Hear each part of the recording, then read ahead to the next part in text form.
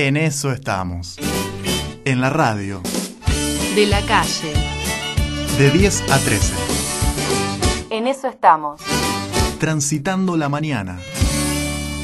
Don Alfredo era un personaje pintoresco, ya sea por su forma de vestir, la oratoria que tenía, ¿no? Con un acento castellano. Y era una persona con una personalidad muy fuerte, ¿no? Dentro del socialismo, cuando él se acerca a las filas del partido, dando alguna conferencia en algún centro obrero de Buenos Aires, ya desde un primer momento hay ciertos roces con lo que era la dirigencia en ese entonces, encabezada principalmente por Juan B. Justo. Cuentan los biógrafos que en esa primera conferencia que da en un centro socialista de Buenos Aires, Enrique Dickmann, que era otro dirigente del socialismo, le piden ante el público que se acerque, se afilie al partido. Y Palacio señala que los principios socialistas no necesariamente implican que una persona esté afiliada. Más allá de esta postura momentánea de Alfredo Palacios, al poco tiempo se incorpora a las filas del partido. Y tuvo una relación, si se quiere, traumática por la visión que tenía del socialismo, ¿no? Es importante recordar que en los años de formación del Partido Socialista en la Argentina convivieron diferentes lecturas de lo que eran los principios de Marx y Engels, ¿no? Así convivía un marxista ortodoxo como Lallemand, o un marxista con tintas revisionistas como Juan B. Justo, y un Alfredo Palacios que, dada el contexto familiar en el que nace, ¿no? la fuerte presencia de la madre en la vida de Alfredo Palacios, que era católica, hacen que en el pensamiento de Palacios se conjuguen elementos que tienen que ver con el marxismo, con otros que tienen que ver con el cristianismo y el catolicismo.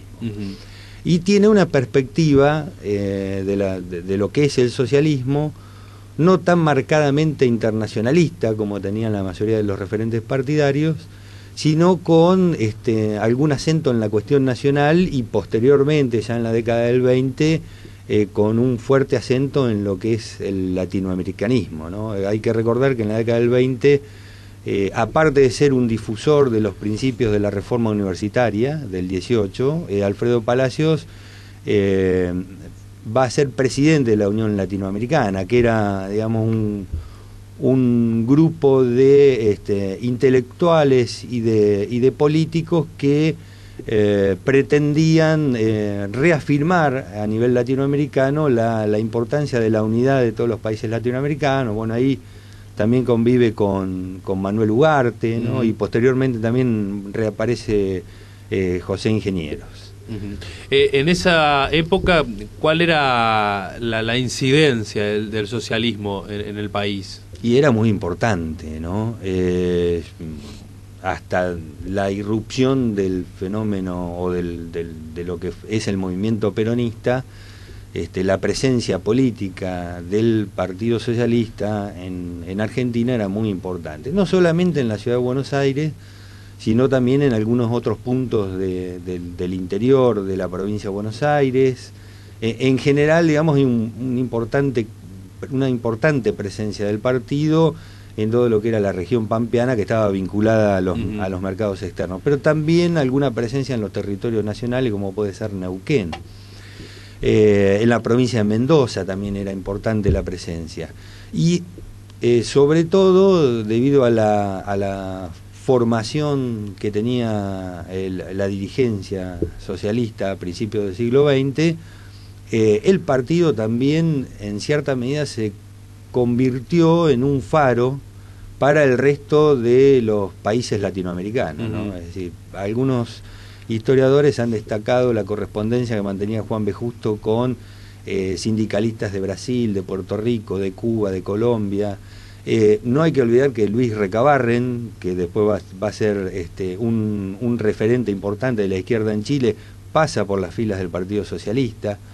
Emilio Frugoni, que es el que funda el Partido Socialista en Uruguay, también tenía un vínculo muy estrecho con aquella dirigencia intelectualizada que caracterizaba al partido. Su participación legislativa, en tu caso, ¿qué seleccionarías? Digo, a ver, brevemente, algunos 4 o 5 puntos que son los principales a destacar. Sí, en principio, bueno, que va a ser el primer diputado que va a plantear la jornada de 8 horas en el Parlamento o en el Congreso de la Nación, mejor dicho, más allá de que no logre que se sancione su proyecto.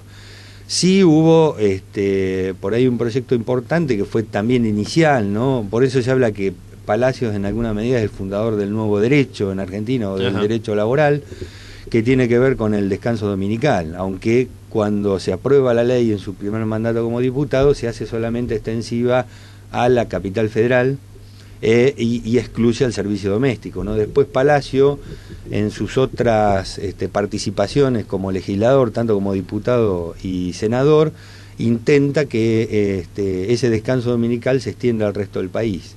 Y también apuntó en sus proyectos, bueno, algo de avanzada es que plantea ya en su primera diputación un proyecto de ley de divorcio, ¿no? Obviamente no se sancionó hasta que el retorno a la democracia y el gobierno de Alfonsín, que es cuando se estableció como ley. Y sobre todo apuntó a la protección del trabajo de mujeres y niños, ¿no? Logró algunas medidas, como la famosa ley de la silla, que permitía que las empleadas, sobre todo en algunos comercios, pudieran sentarse durante la jornada de trabajo, y también estableció por primera vez la legislación con un proyecto de Palacio que se otorgaran a las trabajadoras 30 días por maternidad.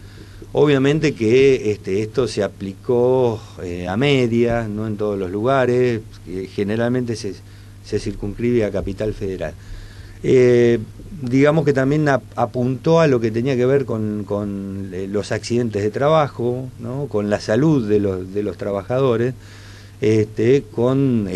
bueno, digamos, todos estos proyectos de Alfredo Palacio tuvieron una suerte dispar. Algunos fueron aprobados y limitados a determinado ámbito territorial, y otros fueron constantemente presentados por Alfredo en el Congreso de la Nación. Alfredo Palacios en Bahía Blanca o con Bahía Blanca, la huelga del 7 es uno de esos casos, ¿no? No sé si hay algún otro más, la presencia. Es el mismo año del fallecimiento de la madre de Palacios. Yo no tengo registrado, debo reconocer cuántas veces asistió. No, pero digo cosas para abarcar. En la ciudad, pero lo más destacado de Alfredo Palacios va a ser su presencia en el conflicto portuario, ¿no? La famosa huelga de 1907, donde él tiene, si se quiere, una participación importante, porque ni bien se producen los primeros hechos, lo que fue el fusilamiento de la Casa del Pueblo de Ingeniero Guay, ¿no? Contra los trabajadores o contra los obreros anarquistas, inmediatamente Palacio se acerca a la ciudad, bueno, encabeza una manifestación donde participan mayoritariamente anarquistas y también socialistas. Es el que se encarga, ¿no?, de pedir informes a las diferentes autoridades, e incluso con posterioridad a los hechos va a ser el que va a interpelar al ministro de Guerra en el Congreso de la Nación. Esa quizá es la presencia, digamos, más fuerte de Alfredo Palacios en la ciudad de Bahía Blanca, ¿no? ¿Senador en qué año fue? Senador en la década del 30, ¿no? Y con posterioridad ya su último mandato en el año 61, cuando ya tenía casi, había pasado los 80 años, pero digamos, por la figura especial, el discurso que tenía Alfredo Palacios, que incluso en el año 60 había viajado a Cuba, ¿no? Él va a apoyar el proceso revolucionario cubano, hace que muchos sectores juveniles se identifiquen con la figura de Alfredo Palacios, y él va a ser electo senador en la capital federal, que gana las elecciones en Capital en el año 61, y posteriormente en el gobierno de Ilia ingresó como diputado, pero bueno, rápidamente enfermó y falleció.